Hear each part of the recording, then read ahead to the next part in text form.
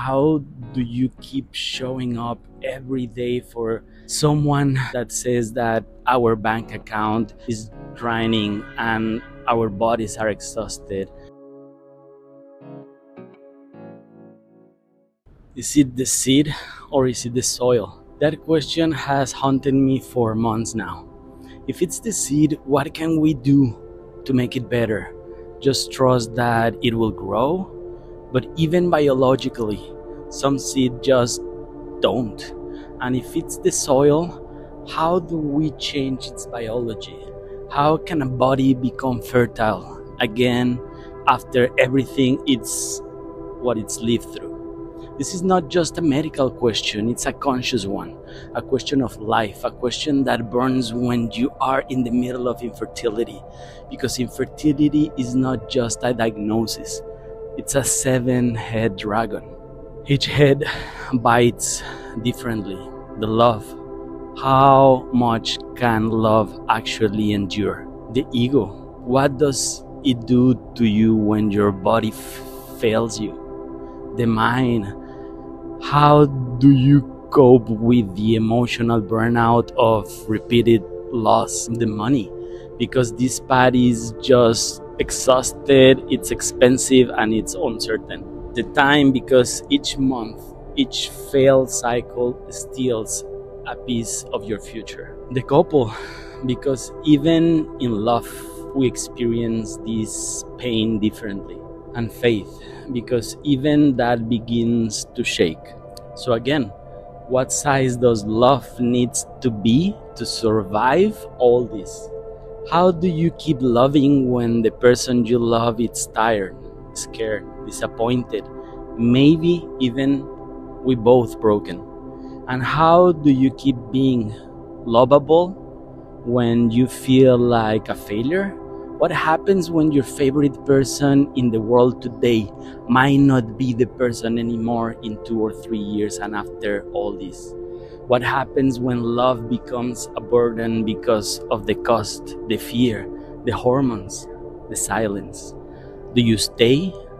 Do you go? Do you pause? What if the person who once felt like home now feels like a reminder of everything that hasn't worked? What if love starts to feel fragile? Not because there is not love, but because the world around it's collapsing under the weight of what hasn't happened. I have built a life helping others create families with bioethics, with protocols, with science. And now I find myself walking the same path. And let me tell you, it's not the same to spark of infertility as it is to live it. It is not the same to support intended parents as it is to cry with your partner when the results come in and it's another no. It's not the same to help other babies being born while wondering if yours will ever come. This is not just about becoming a parent. It's about the dignity of trying.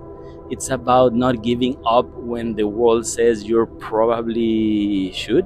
And somewhere along this path, I discovered something that brought me peace and real results. We need to go deep with hypnosis because medicine doesn't do everything and always reach that unconscious grief, the guilt, the inherent beliefs, the traumas that sit quietly in the body but block the natural flow of creation. And I have worked with women whose ovaries didn't respond until they access an old grief in their maternal line. I have worked with men who felt powerless until they reconnect with the strength they didn't know they had. Hypnosis is not just it's not magic, but it allows you to enter and discover the hidden library of your subconscious. And when you unlock and discover what was there, sometimes something opens. You smell it, you feel it, you know that it's there. Like one of our patients, 38 IVFs, 4 times not responding. But she has a story that it was there on her cycle without many attempts, but she knew that it was when she was a kid that she needs to discover that abuse at her early age. Now, from the unconscious to bring it, we recognize, and we know that it's not just physical, it is emotional, it is rational, spiritual. And that's why we must ask ourselves, being deeply loved by someone gives you strength. Loving someone deeply gives you courage.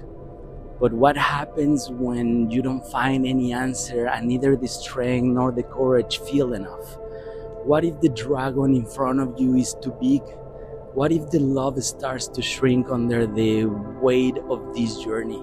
How do you keep showing up every day for someone that says that our bank account is draining and our bodies are exhausted and the spirit is even questioning, should I stay, should I go, why it hurts?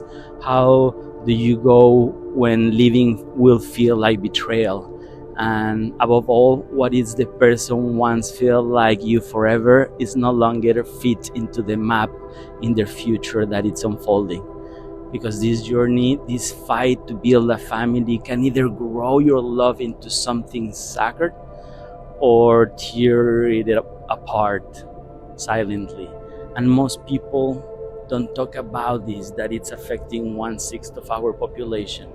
And maybe that's what we are here to explore, to becoming a parent in a conscious way. What kind of love will me, being my future best version of being a dad? So even when everything says quit, because at the end, family is not just DNA. It's a commitment to grow, to already doing the inner work, to face fear, to stay, because this might break us, but the love chooses to stand still. Or maybe the other possibility is that separating is the best way. Then do it with harmony, with honor for the what we live without attachment. Because life is made of moments, and evolving might mean letting go. Sometimes fear dresses up as guilt, and we stay out of guilt, not love. There is a decision that crashes into you, and they are enormous. All I have ever wanted is to raise a family with a woman who is a true teammate, someone I can trust to raise a child, my child, if I'm not there, if I'm not around, with values, with education and spiritual and religious grounding. It will take care of everything else, but how can I know if the woman I love today will still be the right person after everything this journey will bring? Because the map ahead is not clear, the territory looks dark, and any ordinary love might collapse in the face of this dragon.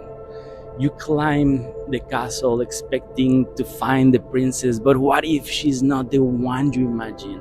What if she carries unhealed traumas, fear, or guilt without their inner work? That's why we must go within, to the subconscious, to the places that hurt us silently and we don't even realize it. And maybe this resonates with you, not just in the fertility, but in other parts of your life. If it does, welcome. You are not alone. We are all just trying to love, to heal, to be loved, to evolve. I've been facing that everyone who arrives at the end to a surrogacy, it's because they've been failing for a period of time and they over and above 36, 37, 40s. And we need to find a way, and that's why conscious creation is done, to find that path in the best bioethical protocol way that we take care of everything, and most important, our future generations. I'm in a mission in Chicago with some patients that we are going to bring and have collaborations from the US with embryos, send it to Mexico, doing the embryo transfer to the surrogate. So we also working right now with Indian Canadians in Edmonton, in Alberta, doing the same path, the same process with our protocols, with the best surrogates in Mexico, with hypnotherapy, trying to go there from our traumas, from the daddy issues, mommy issues, abandonment, bullying, everything that is still there, everything that won't allow us to be enough. We just need to go and identify and see where we can need and how we need to work. That's what we do. And that it will unlock and give you any percentage less weight before starting. So that's why I've been learning that relating all these, what I'm living through, and share it, it's what it's making conscious creation. If I'm doing on me and trying to look into these answers of what's next, to create the community at your service, it will be a honor and for our future generations. Thank you.